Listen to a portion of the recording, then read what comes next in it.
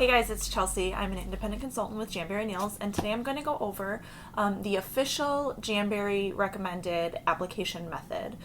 This is the method that Jamberry promotes, and it's the one that they recommend. And I always recommend to my customers that you always try this method first before going through any other special methods or trying to troubleshoot through various tips and tricks. This method is really like a one size fits most, so I think most people are going to find that this is the method that works best for them.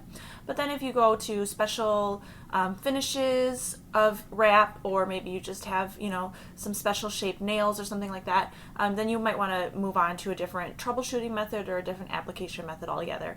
But you always want to start here. So before I get started, I've already cleaned and prepped my nails and they're ready to go for application. I'm going to post a link in the description below to my nail prep method.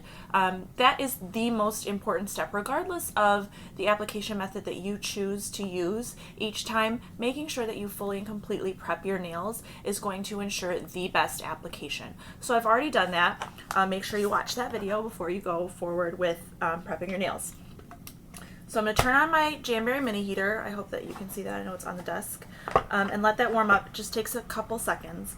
And I'm actually going to apply on my right hand. I'm right-handed, so I'm going to do a non-dominant hand application just to show you how easy applying these nail wraps are.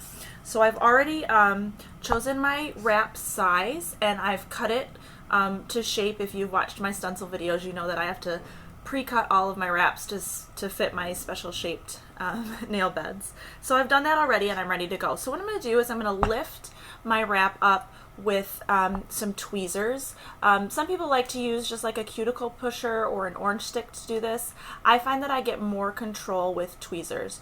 Doesn't really matter what you use to lift your wrap as long as you're not touching the adhesive side on the back, because those oils from your skin are going to affect that adhesive. So now what I'm going to do is I'm going to, and my cord is not reaching, so I'm going to do this the best I can. I'm just going to hold my wrap in front of my heater, adhesive side to the heat, until it gets a little flimsy, and you'll be able to see it kind of wagging its tail.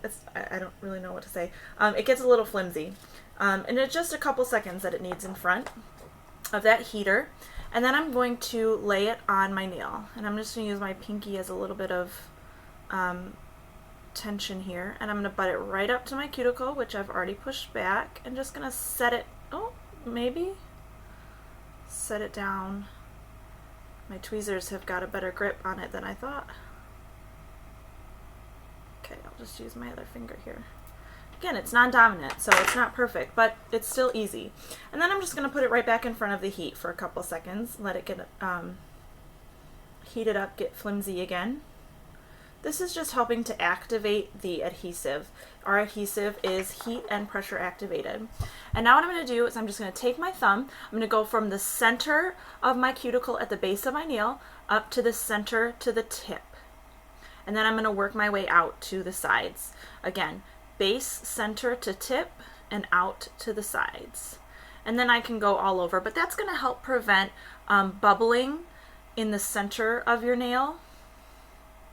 And I'm just going to keep doing that, base to tip, center to side. And then I'm going to hit it again one more time with some heat. Keep in mind that you can overheat these wraps. And sometimes I find that when you do overheat, you don't get as great of an application. And I hope I'm still on camera when I'm saying this. So just be careful with how much heat you're hitting with it. It never needs more than a few seconds at a time, especially with the standard gloss finish. Those don't need as much heat. And as you change finishes, you're going to find the amount of heat needed changes as well. Metallics and sparkles are a thicker wrap, so they need a little bit more heat. And then the matte finish and the tints are a little bit thinner because they have one less layer on the wrap, so they need a little bit less heat. So I just hit it with heat a couple times, keep pressure.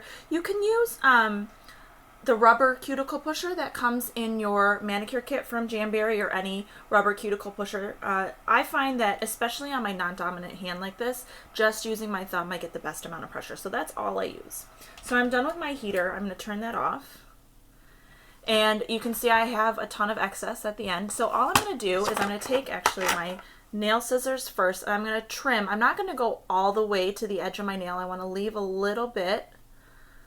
And this is hard to do with my left hand too, but this is just showing you exactly how easy this is. If I can do it with my left hand, trust me, any of you can. Okay, so I'm going to cut off all of that excess, and I don't know how well you can see that, if it's going to focus or not, but I left just a little bit above the tip. And what I want to do is let this cool down. I don't want it to be hot at all, or as pliable as it is when it's warm when I file it. Normally, if I wasn't doing a video right now, what I would do is go on to the next nail and do that application and then come back to this one before I file. So what I do is I apply one, I trim it, I move on to the next one, apply, trim, go back to my first, file, apply the next one, trim, go back to the second file. You kind of get how it is, right? So I give it a full amount of time to cool. But since I'm just doing this one nail right now, we'll do that. Okay, so it's cool. It's good. It's gone back to being fairly stiff. So I'm good to file.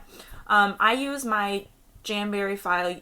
I find that this first pass at filing, you want something with a high grit so that it'll get the most wrap off. And I find that I can use my Jamberry file probably 3 or 4 times before I have to change it out and get a new one. This one I think I've used once, so I've got a few more uses out of it. So all I'm going to do is I'm going to file. I go just slightly under a 90-degree angle, not quite a 45, but between a 45 and a 90-degree angle, and just go straight down. You don't want to go side to side or up and down, but just go straight down. And you'll see that it's going to start rolling off. Okay, so just keep doing that. And again, not ideal with the left hand, but it's easy and certainly a heck of a lot easier than nail polish is for me. So now you can see that's nice and trimmed right up to my nail. And all I'm going to do now is I'm going to finish it off with a glass file. This is a much finer grit, and so it's going to give you a nice smooth finish and help prevent any snagging or tearing because you have rough edges. So this will just smooth those edges down. So I'm just going to do a quick, and I'm going to go a little bit further on my angle, so closer to a 45 when I do this, and that's going to leave a little bit of my tip showing, the nail tip, but not enough that it's noticeable for anyone who's not looking for it. But that's going to ensure a nice smooth finish. My nail needs a little bit of shaping, but that's it. So there's my nail. It's applied. I'm ready to move on to the next one. And that is the official Jamberry application method. If you have any questions, you'll be able to find my contact information below. Feel free to contact me at any time. Shoot me an email, head to my website, check it out. And that's it. I'm going to wait for the dog to start barking. I'm going to keep going with the rest of my nails. And hopefully you'll be able to do the same. Happy jamming!